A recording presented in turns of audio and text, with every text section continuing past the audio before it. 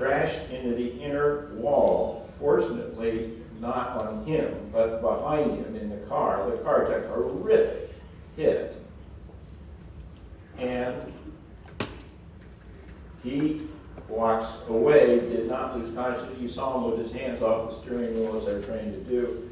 So the point is that if you don't let the head move, you're going to dramatically reduce the acceleration forces that the head's going to see, the brain's going to see. By putting a helmet on a head and then allowing somebody weighing 200 pounds or 250 pounds to hit somebody else in the head, that's going to move the head rapidly no matter how good the helmet is. So the helmet is going to be of limited value in that situation. On the other hand, if you're dealing with a sport where the mass is light, like the mass of a ball or the mass of a stick, then that helmet can virtually prevent concussion and prevent intracranial injury. Because the mass isn't enough to move the head, and the helmet can take care of the forces that are involved. When I got neurosurgery back in the 60s, pretty much the field of head trauma, concussion, and more severe head injury was in the field of primarily neurosurgeons, and then more and more people from different disciplines started to enter the field as we got into the 1970s, and today we see virtually everyone in the traumatic brain injury arena, and it's wonderful because we need everyone and we need all these disciplines. We need all the imaging disciplines, we need all the neuropsych disciplines, we need obviously neuropathology, but people now from many, many disciplines are involved in contributing into the traumatic brain injury field. I first got involved back in the 70s because we moved a young family to the community from Boston where we were still practicing, and was in charge with a high school football team and returning youngsters to the field after injuries and concussion. Certainly being the one that we felt we'd like to do the best job or a very good job with, and there were no guidelines for returning athletes after concussion. So we took what we could find in the world's literature, we took what we knew from our training and our experience, and we wrote some guidelines, and we wrote also a grading scale. And that grading scale was based on pretty much the thoughts about concussion back in the 70s. And this loss of consciousness was pretty much, if it was less than 5 minutes, it was thought of as not being so much, and if it was more than 5 minutes, it took on greater severity. Well, it turns out that on athletic fields, almost never do you have, there's never a never, but almost never do you have concussion lasting over 5 minutes. It's very rare.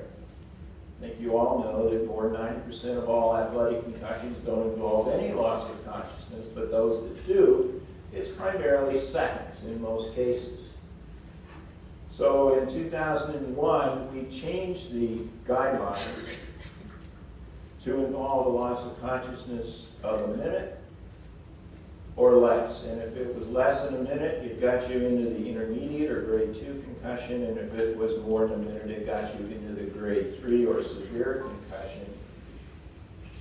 And when other people looked at guidelines that were being used some years later, those that were using ours, the majority of people that were having severe concussions were people that were having them because they got or received symptoms that were not clearing up within 1 week.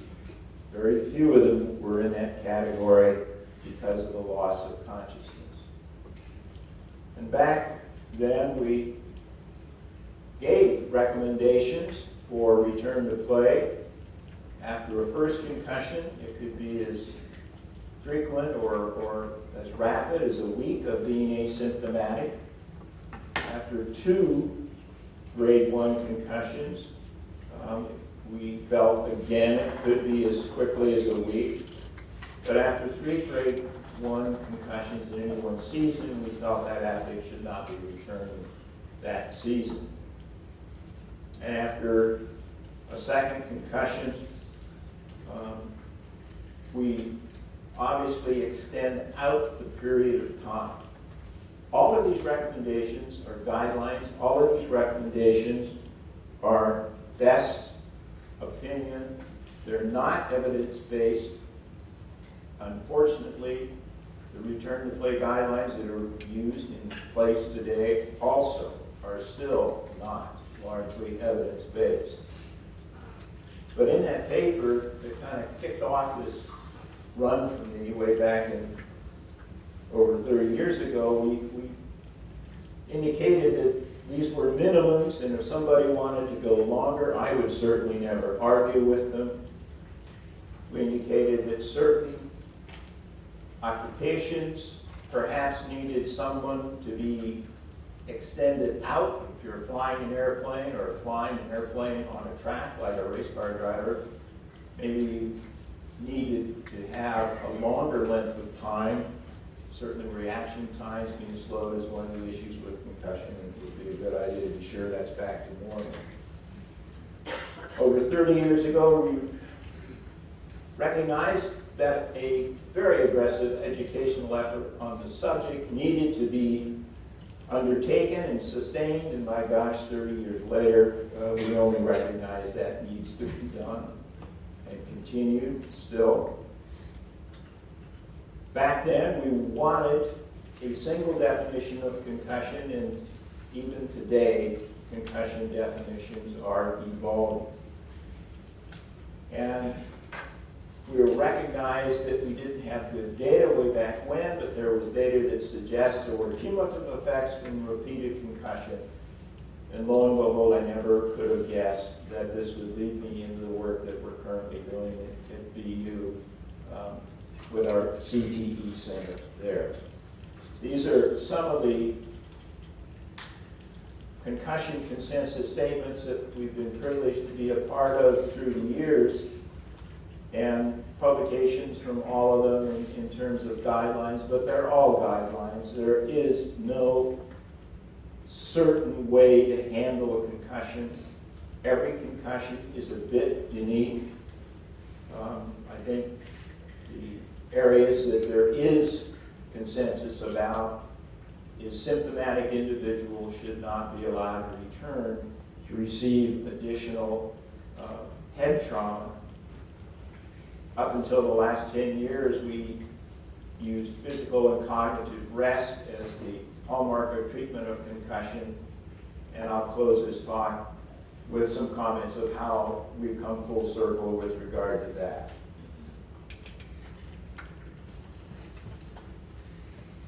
In 1928, Harrison Martland, a neuropathologist in New Jersey, published a paper in JAMA and called it the punch-drunk syndrome, dementia pugilistica. He was describing boxers who developed a peculiar problem with mentation, with speech, slowed speech, stuttering speech, developed tremors, developed rod-based gaits, and he correlated that with the amount of brain trauma that they'd taken in the ring, and he clearly showed that the longer you had been taking trauma based on number of fights, amount of sparring you did in the gym, number of years you've been fighting, the greater the chance for these problems were. It was a neuropathologist, Corsalis, in '73 that actually looked at the brains microscopically and stained for the special immunohistochemical stains, tau, that is the hallmark of CTE. And he was the first one to actually look at the brains with that stain and see the neurofibrillary tangles that were the hallmark of today, the diagnosis of CTE. And it was on the left